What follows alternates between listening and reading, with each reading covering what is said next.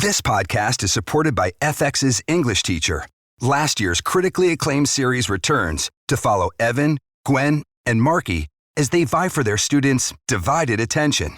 See why Cosmopolitan called its premiere season a masterclass of comedy, while Glamour raved it's the year's funniest and most heartwarming new comedy series. FX's English teacher. All new Thursdays on FX. All episodes now streaming on Hulu. Purina believes no one should have to make the impossible choice between their own safety and their pets.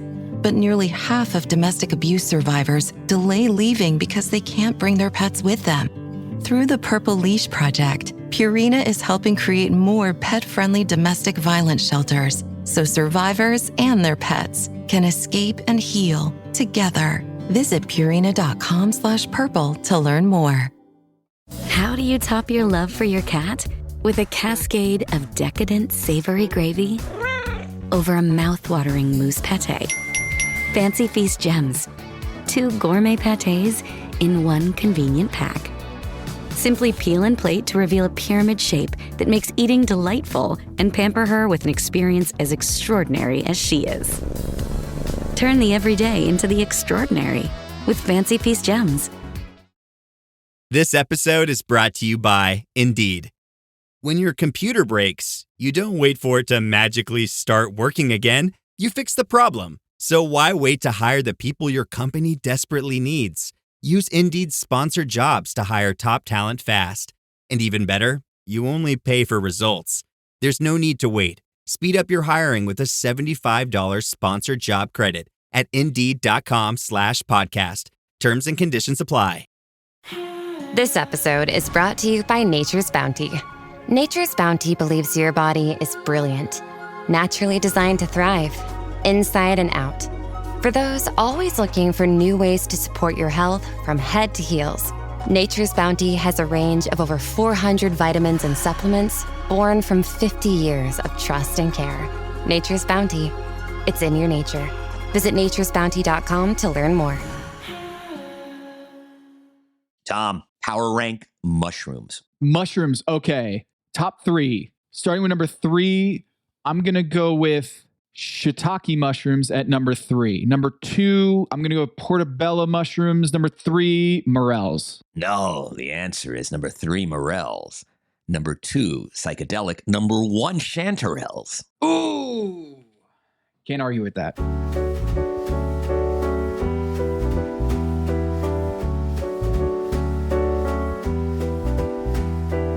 This is Pack Your Knives. I'm Kevin Arnovitz. And I'm Tom Haberstroh. Tom, Final Four. Rainy, Paris. Intense. We got Michelin stars all over the place. On boats, with goats, under towers. Paris is really the appropriate place to do kind of a Final Four. I mean, in some ways you could argue it's cliched. It's Paris. There's more of the world to explore. I love setting the finale there. Also because these French chefs are really discerning. Like they are kind of, they conform to stereotype in the best ways. And so I love this Final Four. We got a little wall challenge. We got a single ingredient focus. We got a boat. We got a Alain Ducasse roaming around a kitchen, picking up spoons, ordering chefs to shave mushrooms. We got it all. We had catacombs where you're just like walking through this underground layer of Paris and eating mushrooms off of cow dung. I mean, what a cool episode. I wish that the wall challenge didn't have the horrible weather that was impacting, I think, the competition a little bit.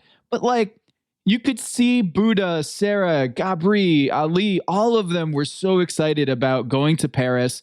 And it really, because I think a lot of them have French technique backgrounds, this was if you were going to do a Top Chef finale, like power rankings, I think Paris would be right there at the very top. And they clearly had been studying the cuisine and brushing up on their technique.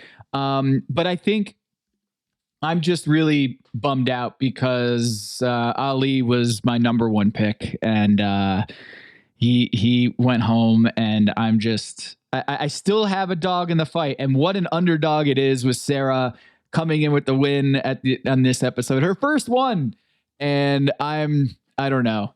I'm looking at the standings here, Kevin, and I see that Buddha has 75 points in our scoring system. Sarah's at 41 and Gabri's at 38. And to put that in perspective, Tom, I was just thinking about this, looking at the score.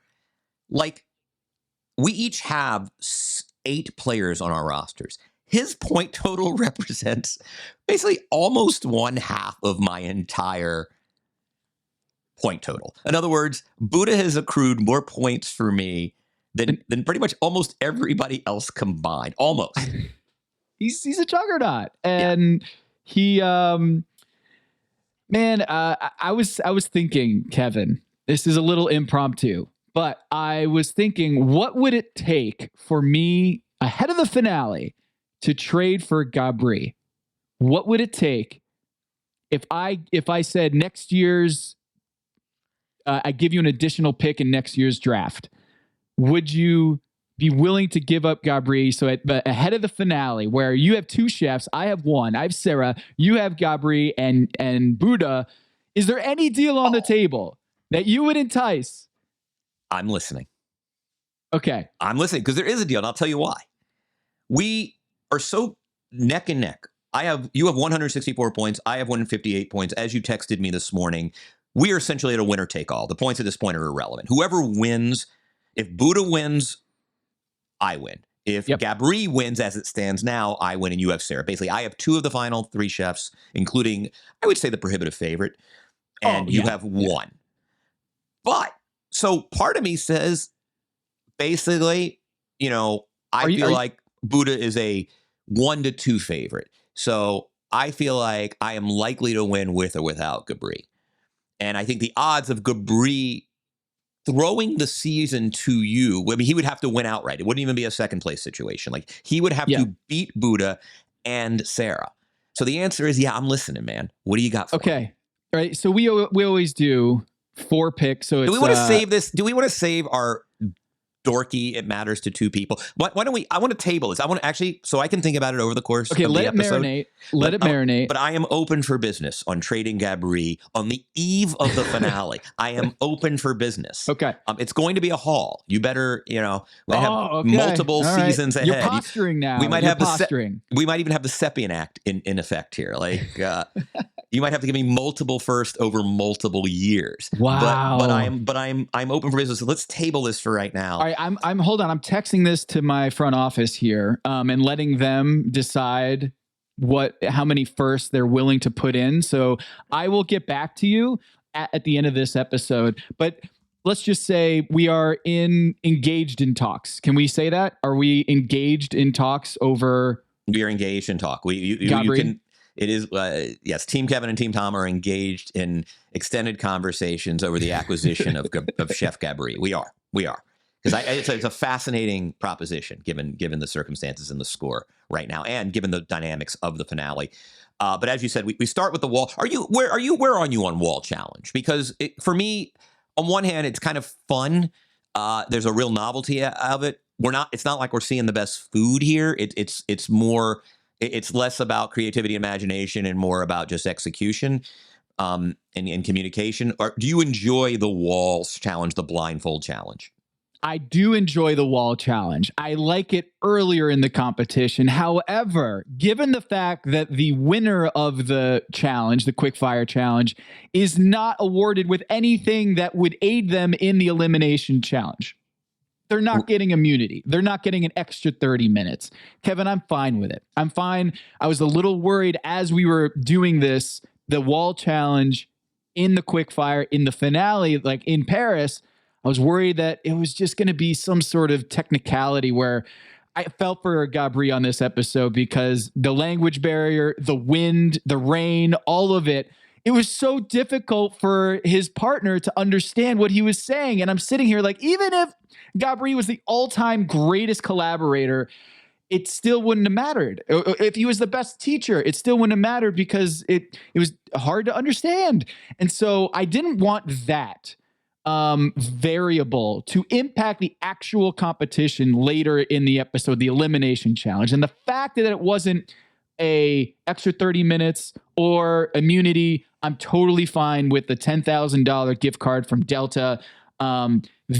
That was a nice little compromise for me because it was a little late to have the wall challenge. No, I like to just give them material benefits, right? Like you don't want to, because there's so many variables at play. The fact that Suni Lee has clearly never made toast in her life was part of it. Bless her heart. She's fantastic. All these athletes, the level of reverence I have for a Paralympiad. I swim most days, and it is hard to swim with legs. It is hard to swim when you're completely intact. I marvel at like those. They're incredible. Like it's just insane. But Suni Lee has never made toast. Gabri, it's kind of ironic too because he is Mr. Bundles of good energy, and like he was clearly the diva in the field. Like he had no time for this. Wouldn't you be a diva too, Kevin? Right. Meanwhile, Buddha was just like the paragon of bedside manner. Like he was patient. Like he wasn't sure what leaks were. He kind of walked through it. Like, so it does reveal one thing. The thing I like most, because it doesn't really produce great food, right? And I do think that there's a time about a few minutes into the production that where it gets a little tedious. Okay, they're going to tell them something.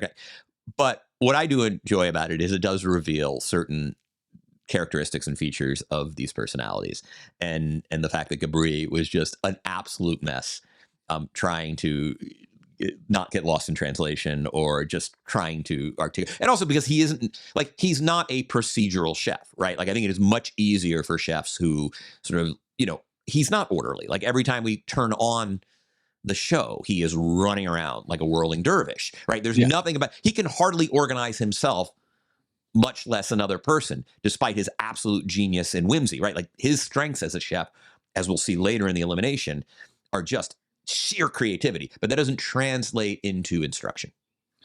Yeah, and maybe if the storm hadn't been there, maybe they could hear each other better. But like the wall challenge and screaming the volume and not being able to hear each other talk, that was a little tough for me. I almost wish they were like speakers that could amplify their voices so they could hear, and it wasn't necessarily this raw, muzzled audio for this challenge. But like when you look at this, there was two things they needed to do. One, it had to match the other dish, and two, it had to taste good.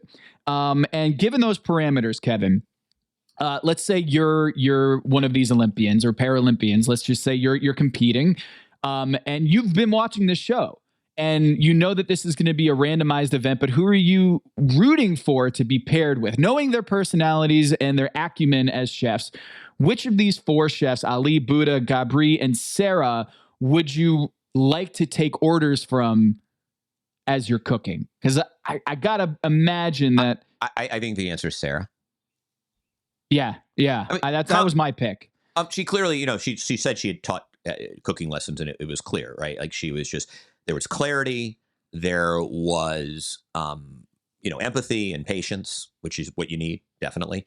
Now, I thought she chose poorly in terms of like pan-searing chicken requires, like, there's so much risk for it's going to be underdone, it's going to be overdone, it's going to be dry, it's going to be under-seasoned. Yeah, I think there's a reason Ali won, and it wasn't because potato and leek soup is delicious, though it can be. It's because he very wisely said, I'm going to do something where 1 tablespoon of salt, 1 cup of cream, right? Like, here are the potatoes and leeks. Margin for error is much wider. Like you can get away with a lot more with that potato leek soup, and it's very simple. Whereas, like you said, the potato is very forgiving too, right? Like potato, you can't like, did you overcook potato? Yeah, that's the point, right? Like everything about that dish was tailor-made for I'm basically blindfolded, I'd never cooked in my life, just tell me what to do.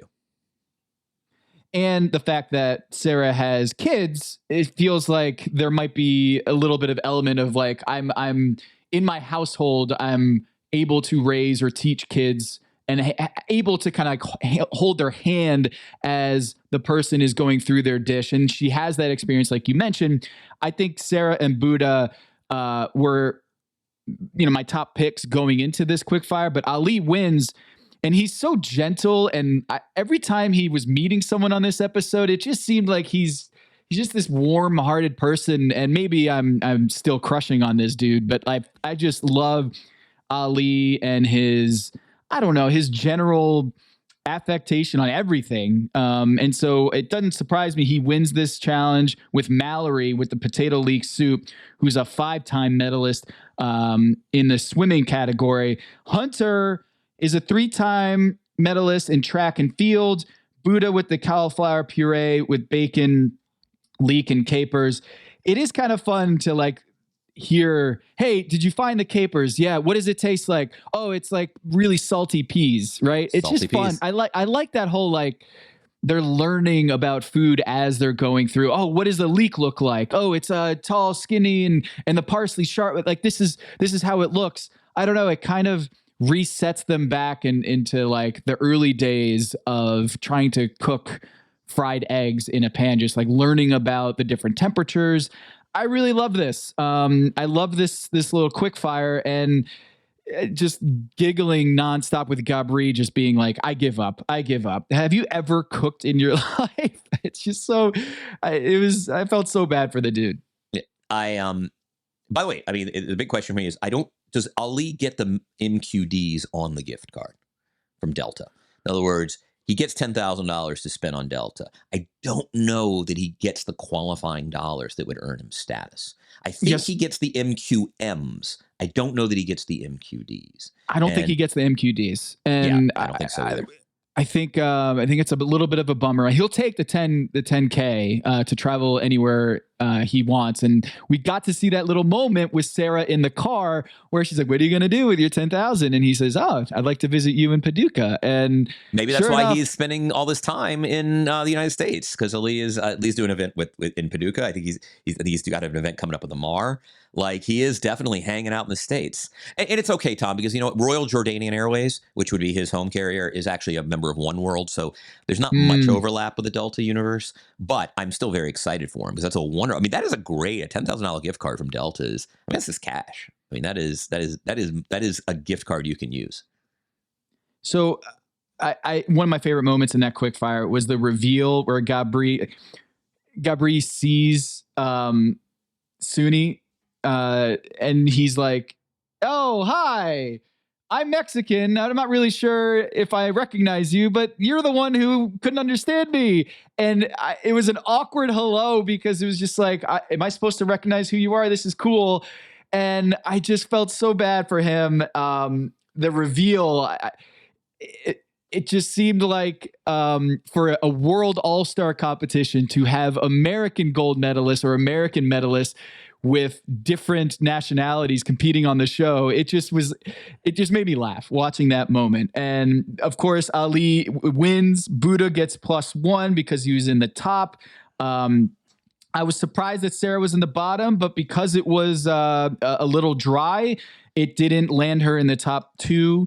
And she's in the bottom 3 for this one. And Gabri, of course, with the baby corn. Actually, the caramelized or burnt corn tasted better, according to Greg Marchard. And that was really it was icing on the cake that, of course, the one that she made was actually the superior dish, just to put the cherry on top for Gabri. Yeah, I wonder if it was a question of, like, you know, he ended up kind of frying the poblano first and then using the chili, and she did the reverse. And I was wondering if that had anything to do with it. I'm actually kind of fascinated with it. But anyway, Ali gets his sweet Delta card. He gets to kind of vagabond around the United States of America for the spring, which is cool. And then they go on to Mushroom World, which I just absolutely love. Mushrooms are my favorite food, Tom. I think it's one of those that a lot of people have trouble with, because it's like a fungus, and just the mere kind of evoking fungus just kind of grosses people out. I think for a lot of people, having like rubbery mushrooms on their like Domino's pizza is their first exposure to mushrooms. I think people can't get past often that it does grow on cow shit. It reminded me of like, I one of my favorite comic roles in the last 20 years is Mark Wahlberg in The Departed. Like, it's just one of my absolute favorite comic roles. And there's that moment where he is walking into the meeting that Alec Baldwin's having with the sort of Massachusetts state FBI, the equivalent, and then they're going to be working with the feds. Without asking for too many details, do you have anyone in with Costello presently? Maybe. Maybe not. Maybe fuck yourself. My theory on feds is they're like mushrooms. Feed them shit and keep them in the dark. That is what I thought. The minute thing I thought about when I was watching this particular segment when they're going into the catacombs, and mushrooms grow on. They grow on cow dung. That is, or any kind of dung, I guess. And it does gross people out, but I just think mushrooms are just the greatest food. And still, for all the kind of the ascendancy of vegan and vegetarianism, to me, like mushroom as a meat substitute, I don't mean like it tastes like meat, but just in terms of just that satisfaction, it is still my favorite. I will take a big old mushroom steak, portobello over anything. And so I just think it's a great finale challenge. It gives them a wide berth to do a lot of different stuff. Still requires some technicality, definitely requires some creativity, and mushrooms just taste good. They do, man. And the only reservation I have about this is I'm watching The Last of Us right now, and that I just finished up that season where the fungi is the disease that creates the apocalypse. And so I was watching this episode and being like, oh, fungus. Okay. And I still have this like image of, all of the zombies from The Last of Us and the fungus that's growing around and infecting everybody. And yet, Kevin, I am basically with you on mushrooms. Like when I was a kid, I was the one kid at the party who was like, yeah, you have cheese pizza and pepperoni pizza. I want mushroom pizza. I was that kid. And I know Coop, our friend, Coop Moorhead, can't stand mushrooms. Like it's the thing, it's cilantro for us. And I hadn't realized that there are people who just like despise mushrooms, the texture of it, the rubbery texture, like you said. But to me, they're sponges. They soak up the butter, the oil, the flavors, whatever they're in. And there's few things that are better than, a sauteed mushroom that goes on a steak or just as a side item. You throw a little white wine in there, or red wine, and some salt, garlic, whatever it is. And it's so delicious and umami. There's a place in Miami called Umami Burger that from LA. And like as soon as it came to my neighborhood, I was like, oh, I'm going there and just eating there 3 times a day because of mushrooms, truffles, umami flavor, all of that. And I'm that guy like you. I just, when everyone orders pizza, I'm like, can I get the one with mushrooms? From a very early age, it was my my topping of choice on pizza. So I'm a huge fan as well. Have you ever plucked a mushroom from cow dung, a pile of cow shit, and eaten it like they did on this episode? I've never done that. I would like to go foraging for mushrooms at some point, and you can do this in Europe, like particularly in Italy and in France. You can go kind of truffle hunting. I've never done it, never really been invited. Wouldn't even know where to begin. It is something I would love to do. So the listeners out there who have an in, we'd love to go truffle hunting. We love dogs. We love the whole experience of foraging in the woods. Let's make this happen somehow, some way, Kevin. Let's go foraging for truffles. Would love to do it. And I think you can somewhere in California. Is that right? I think so. I think on this episode, I didn't know about the catacombs here in Paris and the underground crypts where these third generation mushroom farmers continue to basically harvest these mushrooms off of cow shit, which is crazy to me. And it didn't seem like they were, reluctant to eat them fresh. I just love that question of like, so how do you pluck? How do you, grab these mushrooms? And he's just like, you pull it right out and boom, you eat it. I don't know how many of our listeners here would just be totally grossed out by that experience. I would be in for it. But I think I'm a little bit more open-minded when it comes to food than most people. So yeah, they also do shiitake mushrooms. I like those because of the texture. It's very different. But yeah, they go shopping and there's a little bit of a language barrier once again popping up in this season where they don't really know where to go find certain things. And I think it would have been helpful to have a translator for this episode, just to like have them navigate and not have that as being like, oh, I literally could not get them to understand I needed tomatoes and they just didn't have any. But that was just the prelude to getting onto this boat from Alain Ducasse and Kevin. Brilliant set up here by saying he's not going to be there on the boat. He's not going to dine with us, but we are going to dine on his boat. And then having him ambush the chefs was maybe my favorite part of the season. Yeah. Although I thought it was very interesting. Just they felt the need repeatedly to tell the chefs, okay, he's not going to be eating.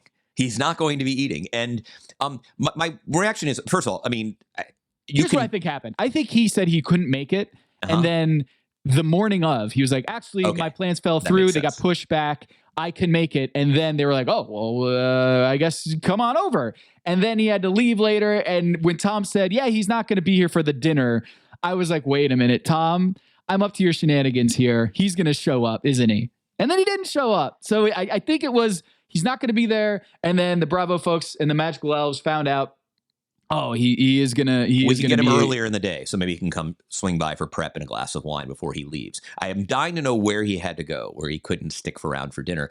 But the other thing that I enjoyed is they bring in obviously part of a convention of Top Chef is bringing in various celebrity chefs and guest chefs and please welcome chefs, please welcome restaurateur of the year and.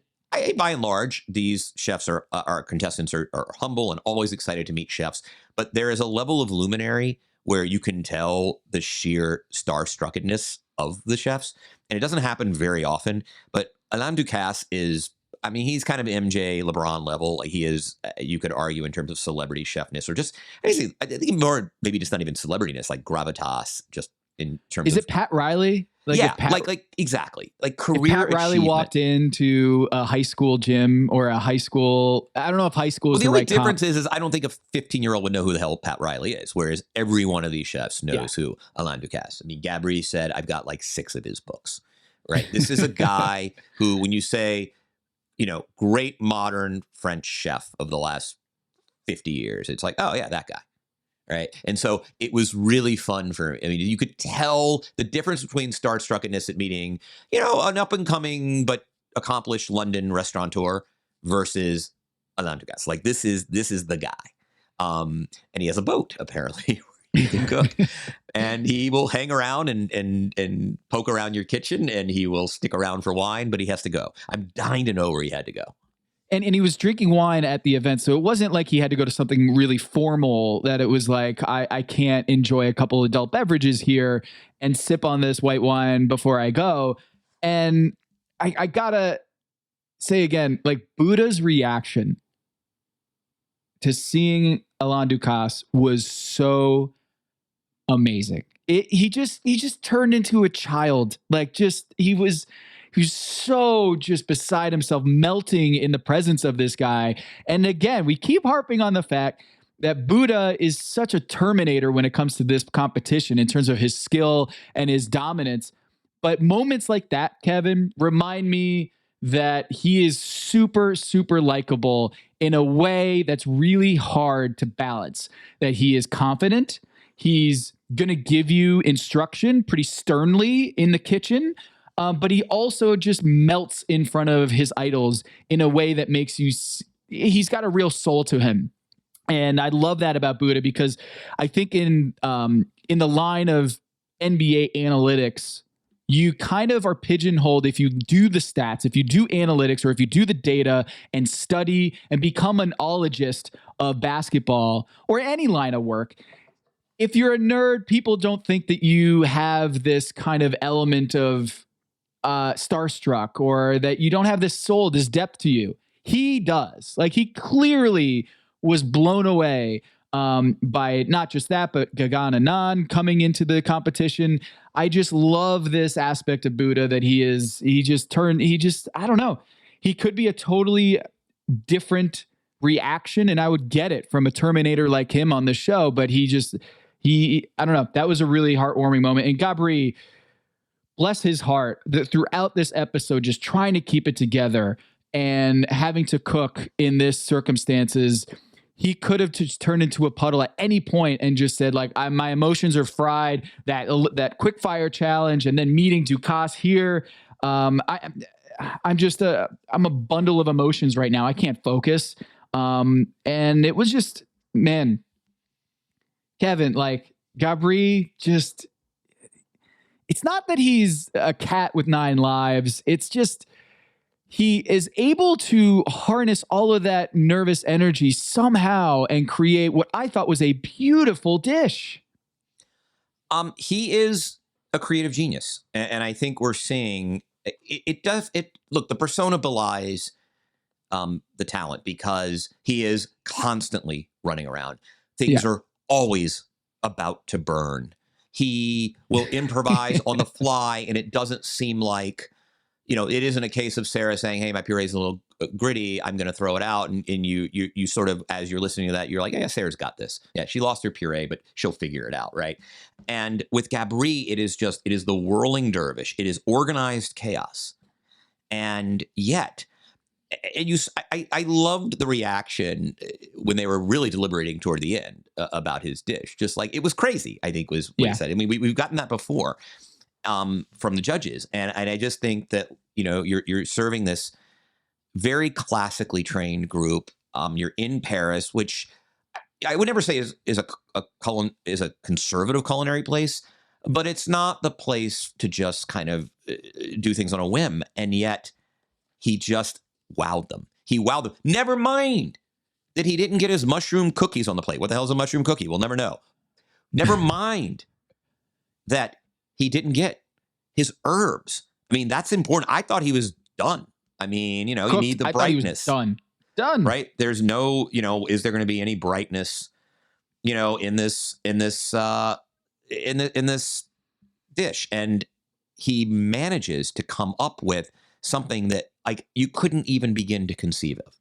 Yeah, and I almost think that even if he added those things, it might have taken away from his dish. And it's almost a blessing in disguise that he left those things on, because what he did present was beautiful. It was yummy. And the only knock that he had was that it wasn't very mushroom forward. I think someone even was asking the question, yeah, it's good, but where's the mushroom? And maybe the mushroom cookies would have hammered home the whole mushroom aspect and gotten it to a higher level there.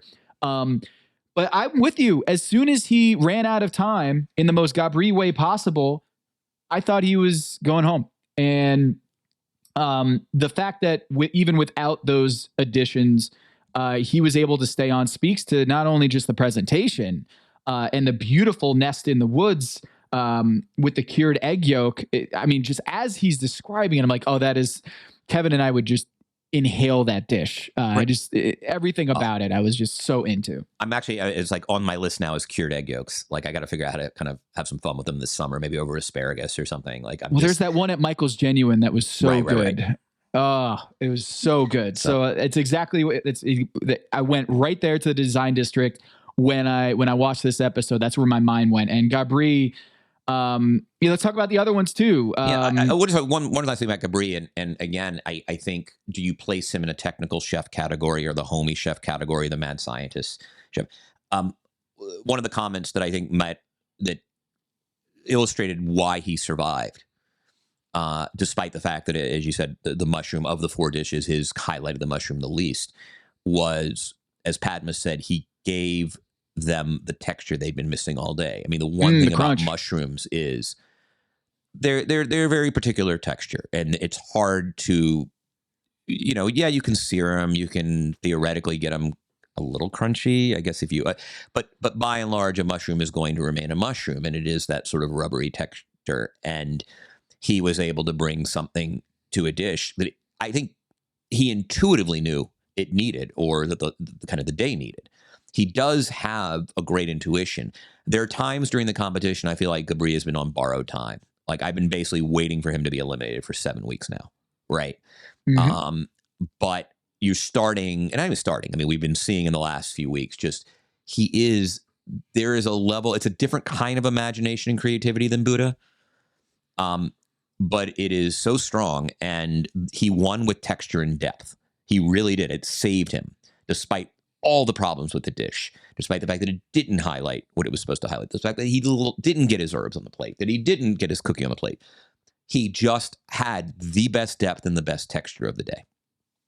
Hello, listener. It's Producer Maze here to talk to you about Quince and their cookware. Cooler nights mean cozy meals at home, and Quince's cookware has made fall cooking so much more enjoyable. Their pieces deliver the quality and performance of luxury brands, but at a price that makes sense. And they look gorgeous on the stovetop, too. No matter what item you need to complete your kitchen, Quince has you covered with 5-ply stainless steel pots and pans, non-stick skillets, chef-quality knives, and even ceramic bakeware, which is perfect for cozy casseroles or Sunday roasts. And when you look at these prices, you might think, how is Quince doing this? How do they deliver high-quality items similar to high-end brands that are half the price? Well, let me tell you, they partner directly with ethical top-tier factories to cut out the middlemen and pass the savings on to you. And it's not just cookware. I got myself some bath sheets. That's right. When you're a tall man, you have to use bath sheets, not bath towels from Quince. It's like drying off with the cloud. It's incredible. Upgrade your kitchen for cozy fall meals with premium cookware from Quince. Go to quince.com/dings for free shipping on your order and 365-day returns. That's QUINCE.com/dings, DINGS, to get free shipping and 365-day returns. Quince.com/dings. Hello, listener. It's producer Maze here to talk to you about Kindred. Now, close your eyes like Owen Wilson during a job interview and imagine a way to travel that feels personal, comfortable, and connected without the price tags and the sterile feelings of hotels or short-term rentals. Now open your eyes and stop using your imagination because Kindred has made it very real. That's exactly what they do. Kindred is a members-only home swapping network. It's not a hotel. It's not a short-term rental. It's a smarter way to travel where each stay feels like home. Here's how it works. With Kindred, your home is your ticket. You earn credits by hosting fellow Kindred members, and then you use those credits to stay in over 220,000 homes in more than 100 cities worldwide. There are no hotel costs or rental fees, just the credits that you've earned. Every stay comes with white glove service, 24/7 trip support, and $100,000 in host protection. Make it easier for you to travel and enjoy yourself and not worry about details. I've used Kindred and I found an amazing home for a weekend getaway in an idyllic location with amazing views and great ambiance. It had everything I needed. And the best part was, it cost me $0. So apply now at livekindred.com and use code DINGS to join for free. Plus, you'll earn 5 nights of travel credit just for signing up. That's right, that's 5 whole nights for free at livekindred, KINDRED.com, code DINGS, DINGS, livekindred.com, code DINGS. Listener, listen up. This is important, okay? I'm going to try to save you some money here. If you're still overpaying for wireless, it's time to say yes to saying no. At Mint Mobile, their favorite word is no. You may think like, oh, that's bad. No contracts. No monthly bills, no overages, no hidden fees, no BS. Here's why I said yes to making the switch and getting premium wireless for $15 a month. You heard that correctly. $15 per month. Ditch overpriced wireless and the jaw-dropping monthly bills. And of course, there are all these hidden fees and stuff, but at Mint Mobile, plans start at $15 per month. All the plans come with high-speed data, unlimited talk and text. You're not doing like weekend and nighttime minutes or anything like that. And it's delivered on the nation's largest 5G network. Use your own phone. Don't have to get a new phone. Use your own phone with any Mint Mobile plan and bring your phone number along with all of your existing contacts. I switched months ago. People have asked, did you actually switch? Yes, I actually switched months ago, and I don't know what to do with all this extra money. I've cheated the system here. I've rigged something. This is an Ocean's 11 situation where I'm stealing wireless from Mint. That's how good a deal it is. Ready to say yes to saying no? Make the switch at mintmobile.com/dings. That's DINGS. That's mintmobile.com/dings. Upfront payment of $45 required, equivalent to $15 per month. Limited time new customer offer for first 3 months only. Speeds may slow above 35 gigabytes on unlimited plan. Taxes and fees extra. See Mint Mobile for details. This episode is brought to you by 20th Century Studios' new film, Springsteen, Deliver Me From Nowhere, starring Golden Globe winner Jeremy Allen White and Academy Award nominee Jeremy Strong. Scott Cooper, the director of the Academy Award-winning movie Crazy Heart, brings you the story of the most pivotal chapter in the life of an icon. Springsteen, Deliver Me From Nowhere. Only in theaters October 24th. Get your tickets now. Wish you could become a morning person? You know the type, up before the sun, early morning runs, first one to the office with donuts and a smile. How do they do it? Easy. With the new Galaxy Watch 8, sleep tracking and personalized insights from Samsung Health help you improve so you can wake up to a whole new you. One who, dare I say it, skips the snooze? It's possible. Train your sleep with Galaxy Watch 8. Learn more at Samsung.com. Requires compatible Samsung Galaxy phone, Samsung Health app, and Samsung account. Speaking of someone who had to take something off their dish or didn't have all of the elements to the dish as planned, Sarah wins her first elimination challenge of the season. And that hit me like a ton of bricks when I'm watching. I'm like, wait, she hasn't won a single elimination challenge yet. And she comes in with this mushroom soup that at first with the puree, she tastes it and says, I don't like it. Something's off. Like this doesn't taste right to me, and gives it to Ali, who says, yeah, it's a little gritty, or she suggests it's a little gritty. And then she just ditches it. And Kevin, I'm sitting there, what a gutsy move from Sarah to just work on this dish, have an element on the plate and just say, yeah, that doesn't taste good. I'm not going to have it anymore. And still win the elimination challenge. Like, wow, that was such a gutsy move. And it proved to be a blessing because they love the sharpness of the pear, the raw pear, and they didn't need the puree. But that soup looked delicious, and with the pickled mushrooms and beef leg marmalade. Kevin, I don't know. Was this the only one that had like a meaty component to it? Because I was. Well, Gabri's was just very chicken forward. Like he clearly used the broth and stock. Yep. And Sarah's funny because early in the intro, and I think it's part of her persona on the show is, hey, I don't do refined cooking. I'm a comfort food chef, right? That is kind of how she presents her stuff. And certainly, right, like when there is a moment to come out with a pick up a pork rib and just eat it challenge, she will do that, right? She will opt for that. And she did seem to suggest a certain insecurity about her lack of refinement as the show moved to Paris, where in the finale, refinement really becomes a thing, right? Like it is like, the goofiness is over. The whimsy it's not that whimsy is over, but it is, they want to see chefy food as much as they might deny otherwise. Like chefy food wins finales. Chefy food wins Final Fours.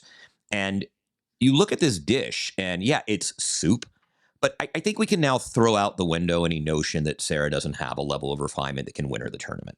Right? Oh, yeah. I mean, look at the dish. I'm looking at it right now. I have like the screen capture, right? Like, beef marmalade is a real thing. That is refinement. I mean, the pears are gorgeously kind of paper thin, just kind of the right, it's going to provide the right kind of crunch. Pickled mushrooms.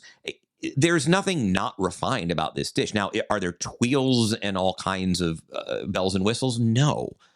But I would not say that this isn't a refined dish. Right. And she's studied under Michelin star chefs before. So she knows how to do that, even though she is Appalachian comfort food, all that. And she brings that to Southern cuisine to every dish that she does. But man, in terms of technique and refinement, like there's no doubt in my mind that she was on par and exceeding the bar on this episode. Yeah. She's also an incredibly well organized chef in the kitchen. She always has time, right? She always has time. She, as you pointed out, a couple of minutes ago, right? Like the fact that there was enough flexibility and contingency in her planning that you could throw away a major element like a pear mushroom puree, which, by the way, like you don't need in a soup. Like I think actually it was the greatest thing that happened to her was losing that. But I also, the other thing that was interesting is there was a calculated gamble, right? Because the thing about the mushroom challenge is we all love mushrooms. You and I just wax poetic on mushrooms. It is hard to create a main dish. I mean, it is like something really, truly substantial. And I think, she expressed apprehension. I thought she was right to say like, look, hey, we're on Alan Ducasse's boat. It is the Final Four. We're in Paris.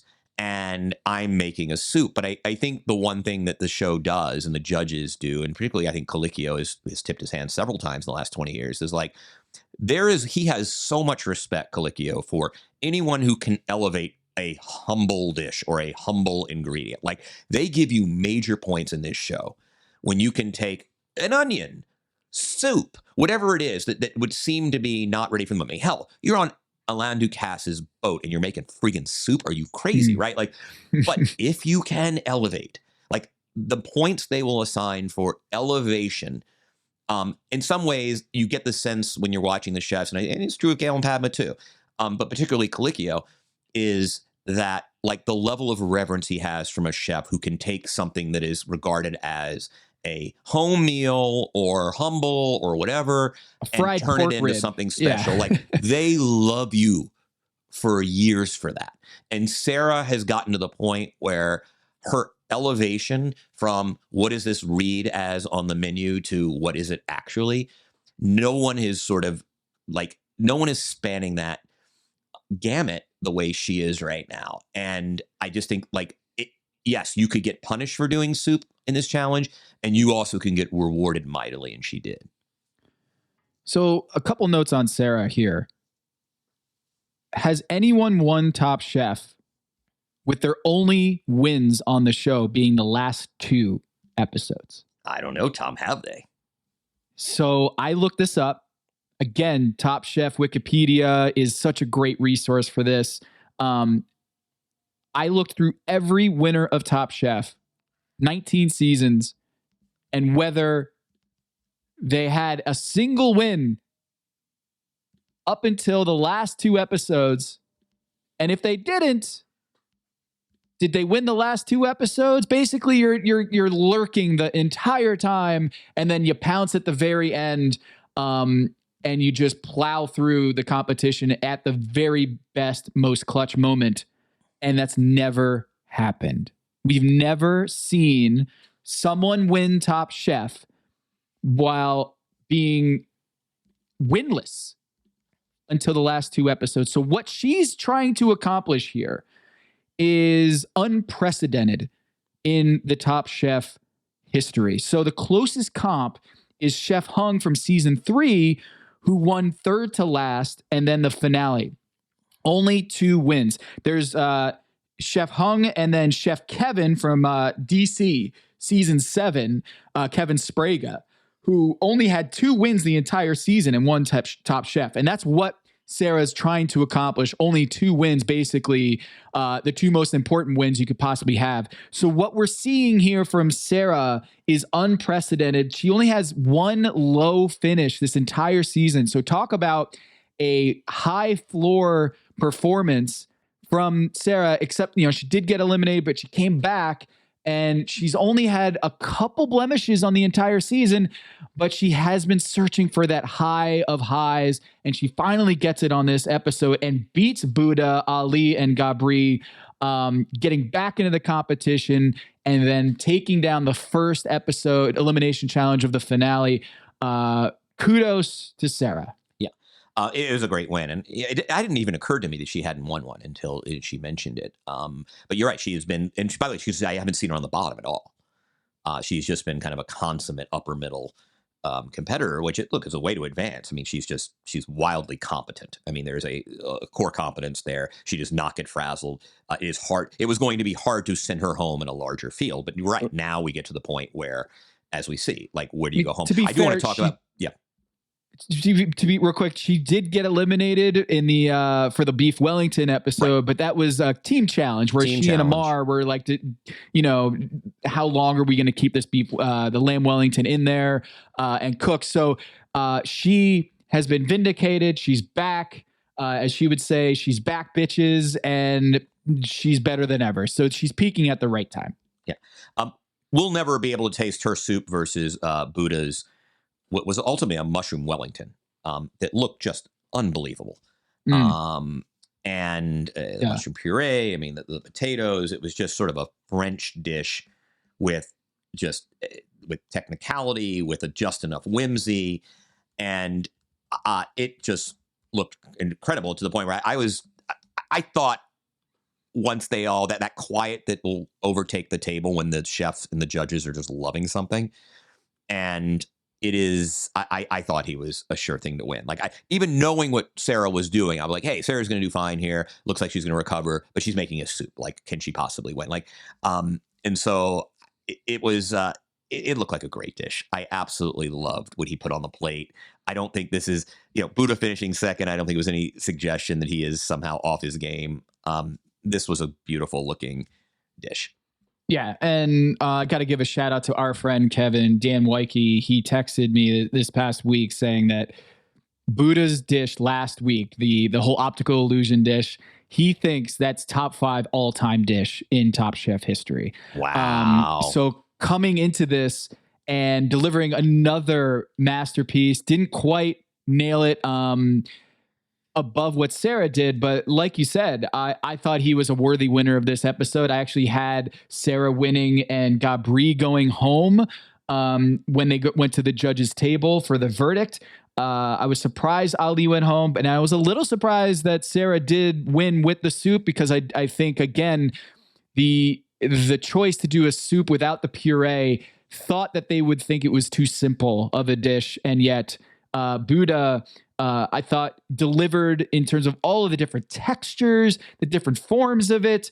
I actually thought he and Ali had similar dishes where it was like mushrooms, like 6 different ways, except Ali with the steak, I don't know whether it was his downfall, but the pomegranate croquette did not work. And at this stage of the competition, Kevin, you're going home for a minor detail. And I think that was the case here with Ali. No, it was. I mean, they're an interesting contrast, right? Because both Buddha, Buddha even said in his kind of testimonial, hey, I did mushrooms 6 different ways, because he did that lovely, like with the Wellington, the protein's always surrounded by this pate, and he essentially made a mushroom pate / puree to put between kind of the center of the Wellington and the crust, right? Like, he did pickle mushrooms and got them on the plate. He had these, like, those little leaves, which were basically these tuiles that were made from mushroom. I'm dying to know how he did that, right? The difference between Ali and Buddha's dishes were, they both displayed the mushroom in many different ways in preparation.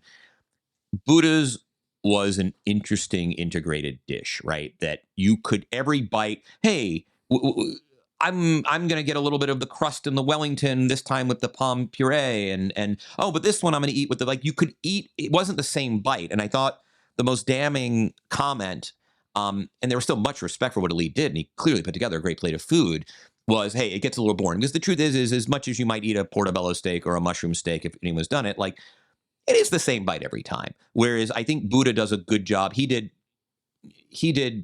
mushroom 5 ways, but integrated the 5 ways. I think what ultimately Ali fell victim to was a very common late Top Chef error, which is don't do anything 2 or 3 ways. Do it 1 way, right? And usually we associate that with lamb or duck or something.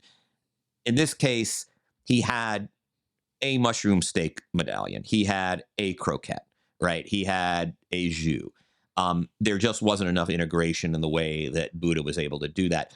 And I thought Ali played it a little safe. Like, I know that you want to highlight the mushroom, but pan-searing mushrooms isn't, I don't think, the most innovative way necessarily to do that. If I can do it, probably not the most innovative. Right. Is the rule of thumb. And the other thing is, by the way, and I say this as I am Mr. Pomegranate. I actually started kind of doing my own this year. Like, I went on YouTube. I figured out how to empty out the seeds in a non-crazy way. And like, I love pomegranate seed. They are now my acid of choice in any dish. I will just sprinkle them on top of anything now. It is, I guess, a somewhat odd choice for a croquette. But we didn't taste it. The aromatics were there apparently, though. But I think Ali just kind of fell victim to mushroom 3 ways rather than an integrated dish that happened to include various ways to include a mushroom. If he could have corrected one of those 2 things, the fatal flaws of he did a mushroom steak that seemed a little boring, and then also the pomegranate seeds didn't work. If he fixed either one of those things, do you think he's still in the competition, or do you think it was just a subpar dish compared to Gabri, even if he fixed one of those. I think it was going to be, I mean, it is clear, and they've told, I forget which interview we had, whether it was Colicchio or Gale a couple of years ago, where they just said, oh, we will debate for a long time. Yep. It was clear it was one of those debates, and it was one of the greatest age-old Top Chef debates, which is it, do you make it punitive if you do not sufficiently highlight the ingredient in question? Like, what is the challenge? And it is clear that, like, Gabri kind of just sublimated the mushroom to all the other cool stuff that was going on in his plate. But at the end of the day, food has to taste good. And it was clear that the pomegranate was a real hang up. I think even if he clears the pomegranate out of the croquette, I mean, Pavan mentioned the aromatics and just how good it smelled when it cut open. Yeah. Maybe he survives because he is more of the, I am going to highlight the mushroom guy. It's what do you want in a final four? When one dish is so much unquestionably more interesting and tastes better and what you would want to eat, all things being equal, but doesn't sufficiently highlight the ingredient, and the other one clearly gives great attention and affection to the ingredient, but is kind of a meh dish. I don't know. It's funny. I do think the rules are important.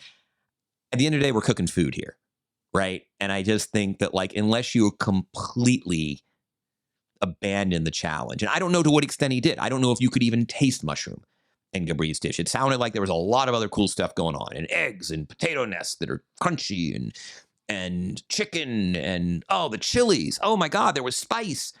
I mean, No one at any point said, "Oh, you can really feel the mushroom here." I mean, it's a really tough call. I don't know, and we didn't taste it. It's clear it caught them up. I mean, it is clear that they really struggled with this one. I was surprised because of this fact. He didn't get several elements on his dish, ran out of time. And he admitted to that at the table. Which, by the way, shocked me. Do you reveal that? I don't say anything. I don't reveal that at all. I was shocked that he said that, especially at this stage when the slightest error, the slightest blemish is going to send you home. And he cops to it. He says, I think Padma had asked, hey, did you get everything onto the plate? Which was a very direct and specific question for Gabri in that moment. And he said, oh yeah, I missed out on the herbs. I missed out on the roasted, what are the sapes? Is that how you pronounce it? Which I think are sapes are which mushroom? Like little garlic cloves almost. No. I think they're a kind of mushroom. They're a kind of mushroom. I don't know which one it is. Okay, I forget. So he mentions not only that he didn't get certain, like I didn't get everything on the plate in a generic way. He specifies the things that he left, and it wasn't just one or two.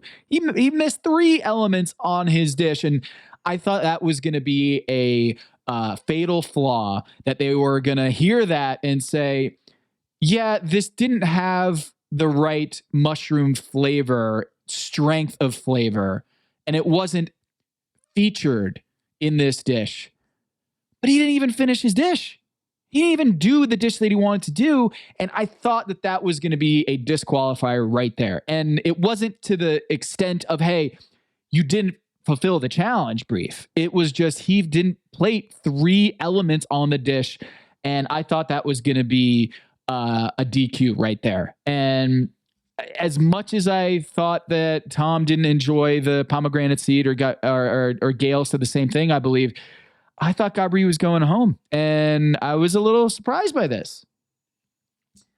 Yeah, I don't know. I just felt like that one comment where after 3 bites it was boring. I'm like, oh, that's rough. Ooh, yeah, that's a tough one. That's a tough one to come back. Really rough. Also because I love mushroom steak, but I kind of felt like at that point, they were just too completely blown away. They were not going to send Gabri home for a dish that just delighted them. They were blown away. It was madness. And it was like, do we punish this guy for not giving due respect to the champion? No, you're not going to, because it tasted great. And the point here is to cook good food. It's one of the great philosophical debates of Top Chef, right? Fealty to the challenge or fealty to the palate. And clearly they chose the palate over the challenge on this one. So sorry. I want to talk about Ali for a while, because I think it was one of the great season seasonal performances we've seen. I mean, just in terms of a chef, also just the number of people I know who watch this show in different parts of my life, he's everyone's favorite. He is a chef. I'm obsessed with the guy. Yeah. You're obsessed with the guy. He captured the imagination of the fan base. He cooked just ridiculously good food. There was a period mid-season where he was on a Buddha-like dominant streak and also just kind of went out gracefully. I mean, again, there was nothing wrong with that plate of food. Clearly, it pained Padma.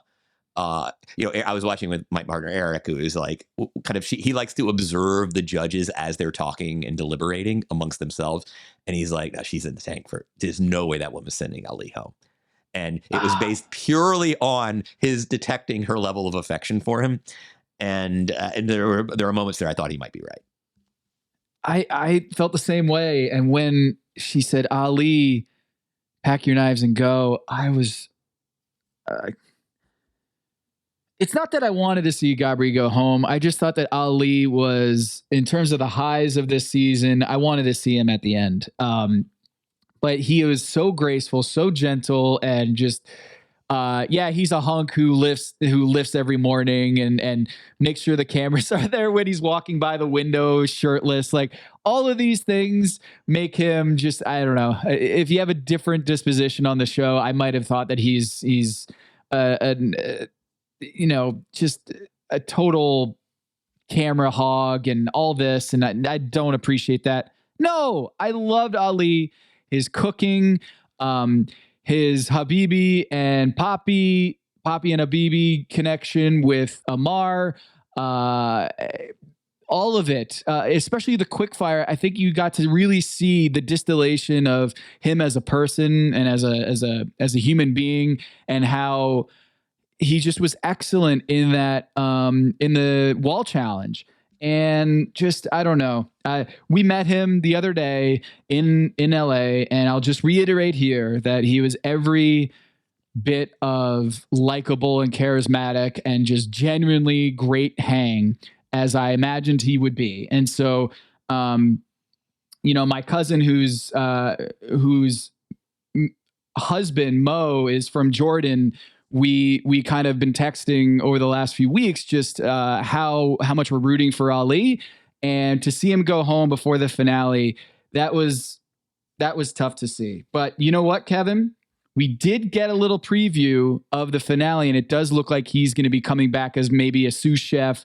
We got to see Tom, Amar, and Ali back in Paris. So we are going to see Ali back. It's just not going to be as a competitor. So Ali, it's been great. It really has been great to watch you this season, and I'm sad to see you go. And my number one pick finally goes down along with Begonia. It is tough, but I got Sarah, and she's going to pull off the impossible here. But I hope I will get to Aman as I plan to at some point for mushroom kebab, for za'atar biscuit. He had a lot of really great dishes. His smoked rice with lamb and early in the season, he had just a great run. I mean, there were a few weeks there where he was the best chef in the competition. And he's a great competitor. All right, I want to handicap the final and the finale, and maybe get back to our trade proposal. I mean, there have been seasons where there is a juggernaut, and I don't think it's disrespecting Sarah or Gabri to suggest that Buddha's dominance is pretty intimidating in a three-way team. I mean, if Vegas were handicapping this, Tom, all right, if you're setting book for a casino in Vegas, what do you got? Oh, I mean, I think Buddha is the odds-on favorite. He is the heavy favorite. I think How heavy? Give me the book. You said 2-1 earlier. I think I said 1-2. Yeah. I'm sorry, 1-2 earlier. Do you take that bet, Tom? 1-2. And just for our listeners who didn't marinate in the world of sports and betting lines or whatever else, I'm basically saying he's got a 2. What am I saying? He's got a 2 out of every 3 chance to win. I'm saying he's got a 67% chance to win. Is that what 1-2 is? I think it might be even higher than that. Wow. You think he wins? You think if they do 10 finales You think he wins more than 7? I think he does. I think he's at like 75% right now. Wow. And maybe so I'm just the hell do you want for this Gabri? trade. I'm just posturing. I'm just saying I don't want him that bad. I'm trying to say that you wanted multiple first round picks or multiple picks in successive years. I'm not going to go there. I'm going to give you, because look, Gabri, for as much as he is just this cartoon character of fun and joy and disaster, Tasmanian devil in the kitchen, he's got 6 lows on his resume, right? He's got a bunch of highs. He's got a win, which was in the Buddha Partner Challenge. Has a Top Chef champion, one with as many lows as Gabri has had. And the answer is yes. We're back to Kevin Sprague in DC season 7. He had 6 lows. And also Nick, who beat out Nina Compton in that season, he had 6 lows in the competition, but he had 17 episodes that year. So adjust it for the longer season where there's usually 14 episodes like there is in this season. The only comp for Gabri to win it all is Kevin Sprague, who's also the comp, ironically enough, with Sarah, the other competitor in this. So I'm going to say, Kevin, it's a long shot. Both Sarah, who hasn't won a single elimination challenge up until this past week, to win it, very long odds. And then also Gabri, I am willing to give you my, whatever it is, my 3rd pick next year. So it would be either 5 or 6.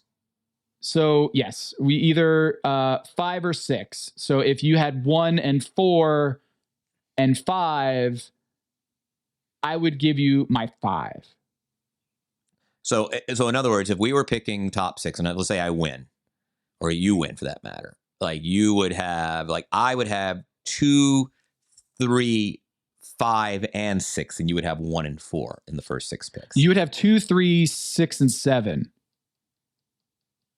Because I would have 1 and 4. No, but your third, right. You would have 1. No, but your 3rd pick will be either number 5 or number 6. You're saying, yes, I get that player. You get that player. You get the 5 or 6. So I would have 2, 3, 5, and 6. I would have 4 of the first 6 players in next year's draft. Yeah. Well, I'm giving you the 3rd pick. And therefore, I would have a larger roster than you as well. That's right.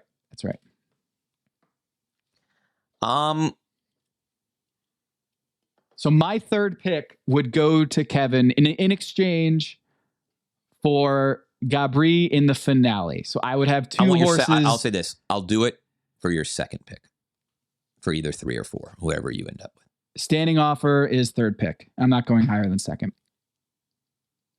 All right. Well, I'm going to think about this a little while longer as we kind of preview the finale. I will put this question to you, Tom Haberstroh. Okay. If Sarah wins the finale, how? What happens for Sarah to win the finale? Tell me her keys to the game. Keys to the game. Buddha has to bite off more than he can chew. It's not even has to do with Sarah. It's that Buddha has been sitting at home conceptualizing his dish for months, maybe years, Kevin, since he was a little boy. He's been dreaming about World All-Stars. He has been in the driveway, hitting the game winner, practicing that for years. He's been dreaming of this if I'm ever in Paris. And I'm just coming off Alain Ducasse's boat. And I'm at the Eiffel Tower. I am in the catacombs of this shit mushroom farm. And I'm flying into the finale. I'm going to do 100 different things and I'm going to execute them all. I think she has the technique. She has the innovation. She has the Top Chef's je ne sais quoi of just understanding the competition and what the judges want. She gets it. She also works under a very tight time constraint and performs well, as we saw in Last Chance Kitchen. Big clutch moment after big clutch moment. She rises to the occasion. As you can see here, she wins the second to last elimination challenge. My worry with Sarah is that when I stack her against Buddha, I just think Buddha has a higher high. And if she's going to win, it's going to take Buddha tripping over himself, forgetting an element. A mold goes wrong, because we know the molds are coming out, Kevin. Buddha's going to have at least 2 molds that he is going to bring into the elimination challenge. And I just think that it is going to be, in the parlance of NBA analysis, did Sarah win this, or did Buddha lose it? I think it's going to be a case of Buddha losing it if Sarah's going to pull off the impossible. Yeah, I think she wins if there is that sweet spot between kind of the depth of flavor you get in comfort food, and she clearly has technical, despite her persona otherwise. Like, she ain't fooling me. She's plenty refined now, and that she just finds the sweet spot that she kind of, her food just wins on soulfulness. That, you know, if one is a Buddhist skeptic, and I certainly am not, I guess you can construct an argument that, hey, you know, she wins a comfort versus tweezer battle royale in the end. And like, there's, you know, that final dessert, she comes in with some gooey and his sort of strawberry with the nitrous oxide or whatever. Yeah, whatever it is. Not nitrous oxide. That's the stuff. That's sleeping gas. What's the stuff? No, what's the stuff? Hydrogen? Liquid hydrogen? Liquid hydrogen. Nitrous oxide. Nitrous oxide would be fun, nitrous though. Oxide. Right, that would actually be really fun at one of these dinners, Let's get some psychedelics, mushrooms, and some nitrous oxide, and that's the finale in Paris. That is the finale. Okay, so like that is you could create a narrative where that is sort of what happens. And likewise with Gabri, right? Is there a route where Gabri wins? And the answer is, yeah, he just pulls potato nests and bizarro, like chili infused broths, and creates dishes that no one has ever seen before. And what you gave us tonight, we can't even imagine. And that is the test of a Top Chef winning chef, right? It's not preparing the food that we love. It's preparing the food we never knew that existed and needed to love, right? And that would be the case for Gabri, which means I will accept your trade. I will take your third pick. I'm going to give up, assuming he has a 10% chance of winning the finale. I am going to forego what could be literally a season throwing decision right here, just to take. I'm going to take the trade. I'm going to trade Gabri on the eve of the finale to get a real advantage next season. That's a huge advantage.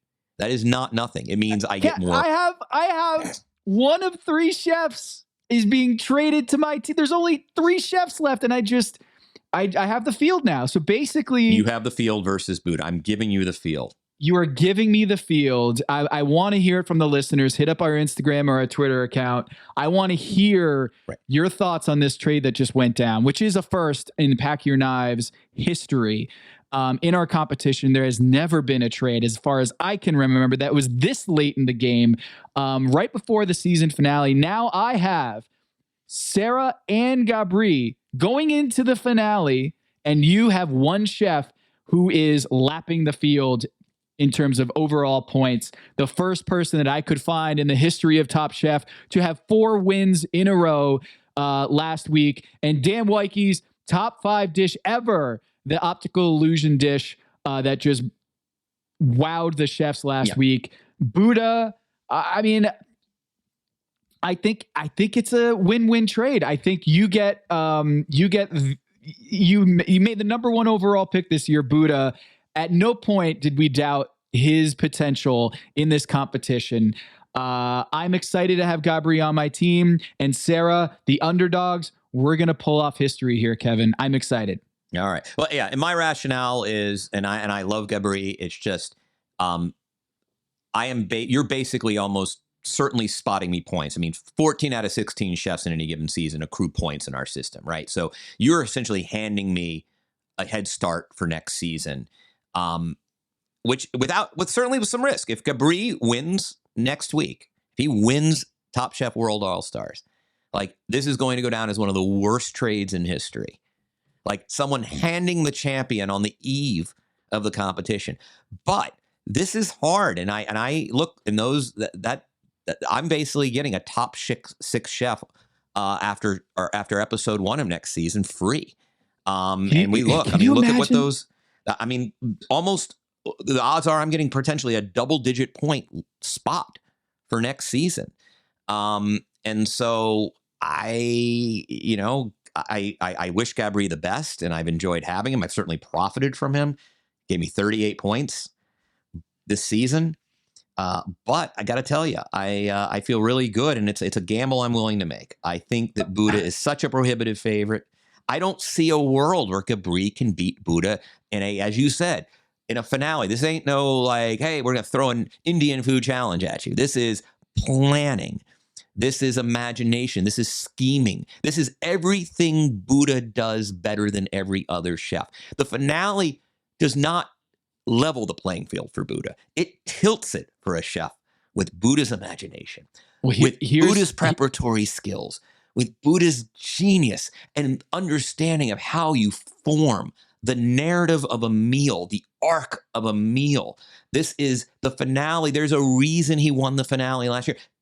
Was he the most talented chef? Yes, but he was built for finales.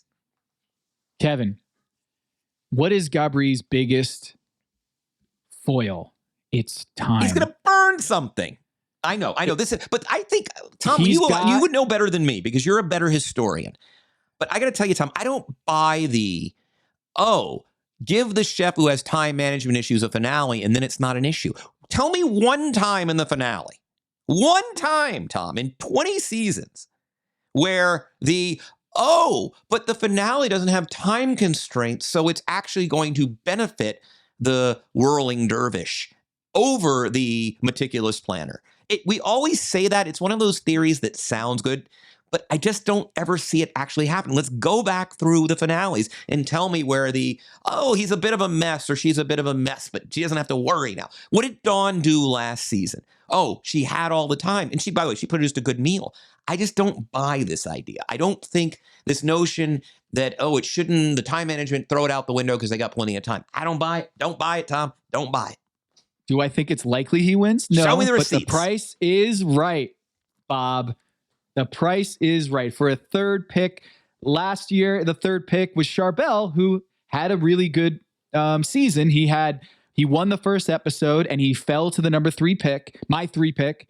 And so in effect, I'm giving you Charbel or a player of Charbel's caliber in exchange for a guy who gave you 37 points this season in fantasy, one of the highest numbers in our fantasy roster, overall 38 points. But Gabri, this is basically a mea culpa. This is basically me apologizing to Gabri and saying I was insulting you by taking Samuel, who was already eliminated from the competition in the draft. I took Samuel over Gabri, and now I am saying, my bad. I am saying it was my fault. I did that. I meant no harm. And as a token of my gratitude, I am trading you a very valuable pick next year. Maybe not the number 2 pick next year, but the number 3, because I want you on my team. And I think it's not likely that he wins, but I like the price.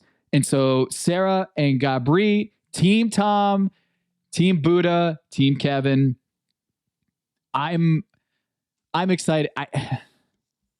I think Buddha wins this. Obviously, I think Buddha wins this.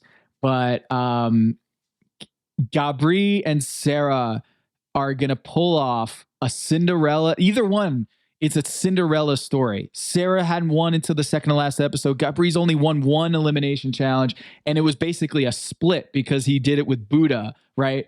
It basically a 0.5 win. 6 lows. He's been in the high 4 times, Gabri. So it's not like he's not throwing duds every time out. But Ali, love you, buddy. It was a great meal out in LA. It was great to meet you. I loved having you as my, I think he was actually my number 2 pick. Begonian was my number 1. Loved having him on the team. I love this season. I do think we're in for an all-timer finale with Sarah, who's peaking at the right time, Gabri, who's just hanging on for dear life this entire season, but he doesn't have the time constraints anymore. And we'll see what he can do against the juggernaut, the odds-on favorite, the prohibitive favorite, Buddha, the Steph Curry of the competition. I'm excited, Kevin. Anything else that we didn't hit on this episode? Oh, speaking of Buddha, you made tomato tea this past week, and I want to hear how it went. It went exceptionally well. Buddha furnished me with a tip sheet, and it was. So walk me through it for the listeners. Walk me through the process. All right, I'll walk you through the process. I had to go. I went to the South Pasadena Farmers Market on Thursday afternoon, as I do always, and bought myself 4 pounds of tomatoes. Now, tomatoes are not in peak season yet, and I'm actually excited to try this again in a couple more months when we really get those kind of really sweet heirlooms going. But I took that. I bought some fresh garlic. I bought some fresh basil. And I just put that stuff in a Cuisinart, and then just that big wet mound of stuff, just put it in a strainer lined with cheese. I would have just gulped it down. Okay. You put it in a strainer. Yep. A strainer that's lined with cheesecloths, and like over a aluminum bowl, and just left it dangling in my left-hand sink. Like I have one of those split sinks overnight. Just like let it overnight. And when I woke up the next morning, there was just this kind of, water. It looked, water with a little bit of, the schmutz. And what I did there is I put all that stuff into a pan and a pot and boiled it and reduced it by about 1/3. Oh. And then as I turn off the heat, I threw a whole bunch of lemon thyme and more basil, and then just let that stuff sit for about half an hour. And steep a little bit in there, steep.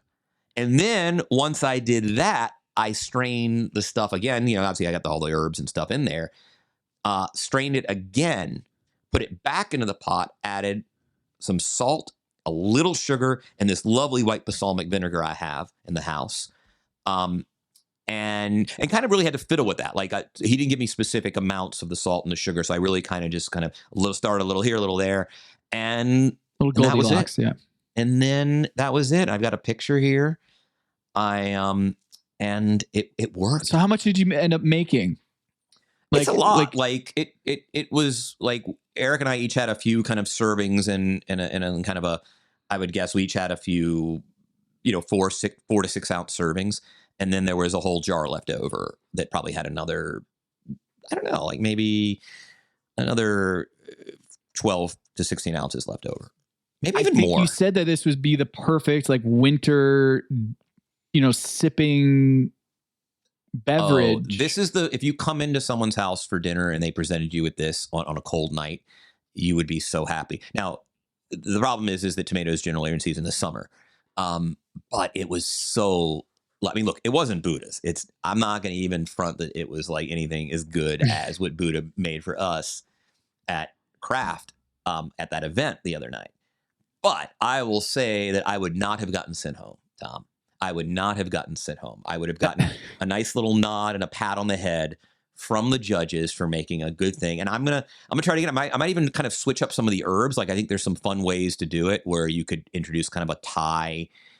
Get more acid in there and almost do kind of almost like a tum tum, sort of a soup kind of thing going there. You could do some other herbs, and I think doll it up. I think you could give it kind of a Japanese. Like I could even see a world where I might even try like a dash of sake with it. Like, could that kind of be a thing? So, but I just want to thank Buddha because he was so generous. I was like, please give me some home chef tips. And he did. And it worked. Like it was essentially the digital version of the wall challenge. That's what it was.